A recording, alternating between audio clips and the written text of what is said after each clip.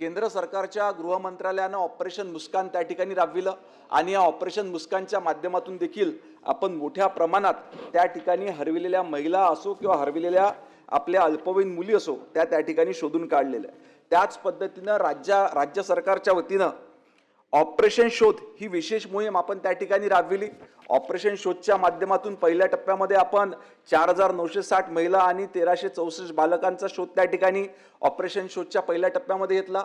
नंतर पुन्हा एकदा म्हणजे 1 नोव्हेंबर 2025 पासून 15 नोव्हेंबर 2025 पर्यंत ऑपरेशन शोध ही पुन्हा दुसऱ्यांदा मोहीम त्या ठिकाणी राबविली आणि रेकॉर्डवर जवळजवळ 704 बालकांचा शोध आपण त्या ठिकाणी घेतलेला आहे. सर्व पोलीस स्टेशनमध्ये अँटी ह्युमन ट्रॅफिकिंग सेलची स्थापना करण्यात आलेली आहे. त्याच पद्धतीनं निर्भया पथकाची देखील आपण याच्याकरता विशेष जबाबदारी म्हणून त्या ठिकाणी स्थापना केली आहे. याच्यामध्ये लवकरच पोलिसांची गस्त अजून जास्त वाढविणे, पोलीस काका आपल्या पोलीस दिदी सक्रिय करण्याच्या उपाययोजना देखील त्या ठिकाणी करण्यात आलेल्या आहेत.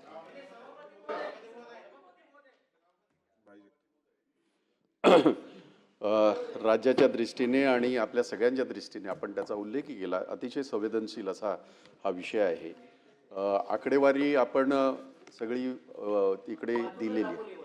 हो नाही आणि ती आहेच, परंतु आपण प्रश्न दिष्ट आहे की प्लास्टिक टप्प्याटप्प्यानं प्लास्टिकचा वापर कमी व्हावा किंबहुना तो शून्य व्हावा, जेणेकरून पर्यावरणाचा जो ऱ्हास होत चालला तो थांबावा.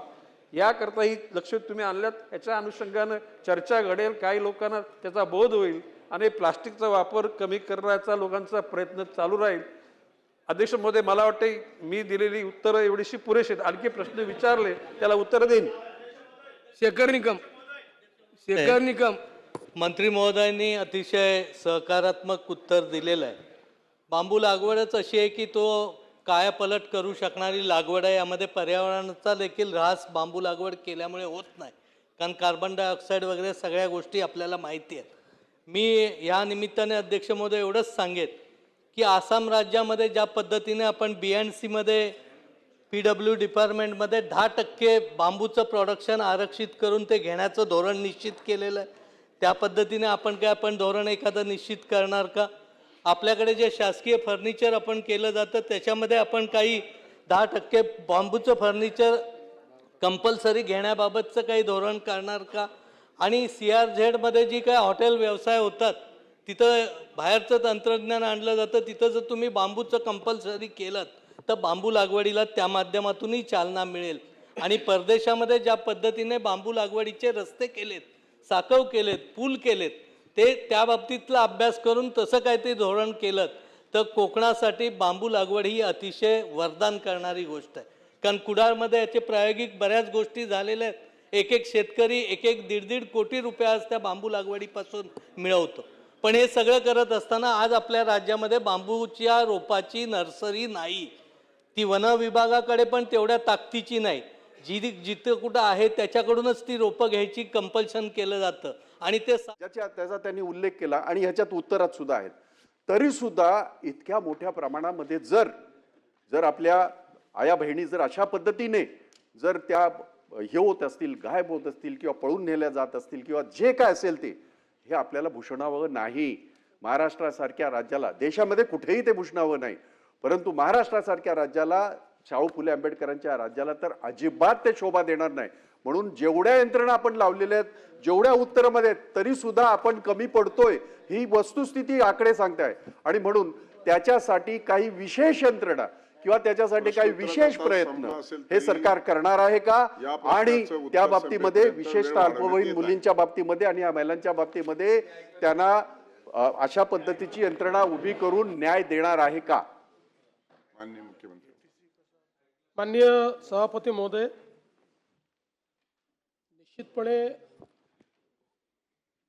ही जी काही संपूर्ण या ठिकाणी आपल्या ज्या महिला आणि अल्पवयीन मुलींच्या संदर्भातला विषय आलेला आहे, हा विषय अत्यंत गंभीर आहे.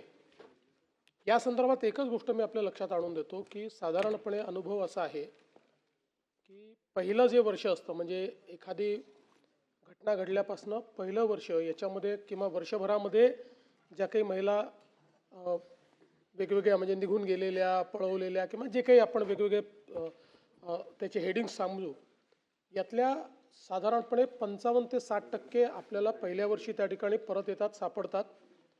जवळपास 2.5 ते 3 वर्षाचं हे सायकल आहे. 2.5 ते 3 वर्षाच्या सायकलमध्ये आपण 90% पोहोचतो. तरी हे काही खूप समाधानकारक असं मी म्हणत नाही, ते 100% आपण गेलो पाहिजे. पण दरवर्षी आपण याच्यामध्ये नवीन नवीन ऑपरेशन्स करतो आहोत. त्याचा परिणाम असा होतो आहे, आपल्या असं लक्षात आलं की साधारणपणे वर्षभरानंतर पोलिसही फार त्याचा पाठपुरावा करत नाहीत आणि यातल्या विशेषतः ज्या वयस्कर महिला असतात त्यांच्या संदर्भात त्यांचे घरचेही पाठपुरावा करत नाहीत. म्हणून आपण स्पेशल सेल याचा अपॉइंट केला आणि स्पेशल सेल अपॉइंट करून त्यांना दर महिन्याला एक त्याची बैठक होते. याच्यामध्ये ADG लेवलच्या महिला अधिकारी आपण नेमलेल्या आहेत. त्या महिला अधिकारी दर महिन्याला बैठक घेऊन त्या ठिकाणी प्रत्येक पोलीस स्टेशनमध्ये कुठल्या पोलीस स्टेशनमध्ये किती त्यांनी पाठपुरावा केला, किती सापडल्या, पहिल्या 5 पोलीस स्टेशन ज्यांनी उत्तम कामगिरी केली आहे ते महिन्याला चिन्हांकित केले जातात. शेवटचे 5 पोलीस स्टेशन ज्यांनी खराब कामगिरी केली आहे त्यांना देखील त्या ठिकाणी रिप्रिमांड केलं जातं. याचा परिणाम असा आहे की आपण जर बघितलं असेल तर आता जवळपास ही संख्या एका वर्षात 10% वाढलेली आहे. 10% त्याच्यामध्ये आपल्याला जो परत येण्याचा किंवा सापडण्याचा दर आहे तो वाढलेला पाहायला मिळतो आहे. या संदर्भात अजून मोठ्या प्रमाणात आपण जी काही कारवाई आहे ती सुरू केलेली आहे. मला असं वाटतं की जोपर्यंत आपण 95-96% पोचत नाही तोपर्यंत आपण 95-96% काय एकही कोणी मिसिंग असेल तर समाधान नाहीच, पण किमान आपलं टार्गेट हे आहे की 95-96% आपण पोचलं पाहिजे. बालकांच्या बाबतीत आपण पोचतो, ते हळूहळू आपण 97%पर्यंतही पोचतो. अल्पवयीनमध्येही आपण जवळपास 90-92% पोचतो. आता 85% आहोत, पण ते वर्ष दुसरं वर्ष होतं. कारण काय आहे की सायकल मी सांगितलं आपल्याला 2-2.5 वर्षाचं सायकल आहे. ते सायकलच्या अनुसार आपण 90% पोचतो. 85% जरी या वर्षी दिसत असलो तरी पुढच्या वर्षी आपण 90% 92% पोचतो. पण तसंच एकूणच हा जे हेड आहे म्हणजे अल्पवयीन असतील किंवा महिला असतील या सगळ्यांना शोधण्याकरता स्पेशल मोहिमा या आपण हातामध्ये घेतलेल्या आहेत. त्या संदर्भात स्पेशल स्क्वॉड्स आपण तयार केलेले आहेत. आणि सगळ्यात महत्त्वाचं, आता प्रत्येक पोलीस स्टेशनचं ज्यावेळेस आपण मार्किंग करतो त्या मार्किंगमध्ये विशेषतः महिलांवरच्या गुन्ह्यांसोबत ज्या बेपत्ता झालेल्या महिला आहेत त्यांना किती शोधलं याच्या आधारावर आपण त्यांचं रँकिंग जे आहे ते रँकिंग करतो. त्यामुळे मला असं वाटतं की शासनाचं याच्याकडे लक्ष आहे. ही परिस्थिती सुधारते आहे, ही अजून सुधारली गेली पाहिजे असा आमचा प्रयत्न आहे. प्रश्नोत्तराचा तास संपलेला आहे.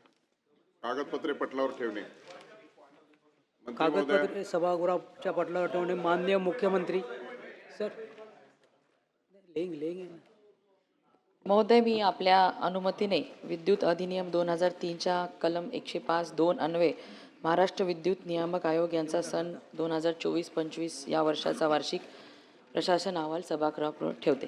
प्रशासन अहवाल सभागृहासमोर ठेवण्यात आला.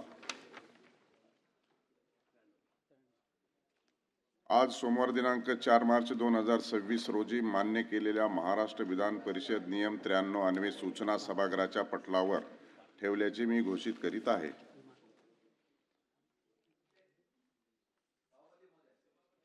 महोदय, हां. मी 93 मध्ये पण टाकलाय, स्थगन मध्ये घेतलाय. आपण स्थगन आज घेताय का दिनांक 93? 4 मार्च 2026 रोजी महाराष्ट्र विधान परिषद नियम 289 अन्वये प्राप्त झालेली सूचना मान्य सदस्य सर्वश्री शशिकांत शिंदे, सचिन अहिर, अभिजित वंजारी 1 ते 4 अशा सूचना प्राप्त झालेल्या आहेत. राऊळगाव तालुका काटोल जिल्हा नागपूर येथील SBL एनर्जी या स्फोटके तयार करणाऱ्या कंपनीत भीषण स्फोट होऊन त्यामध्ये 18 जणांचा मृत्यू तर 23 जण गंभीर जखमी.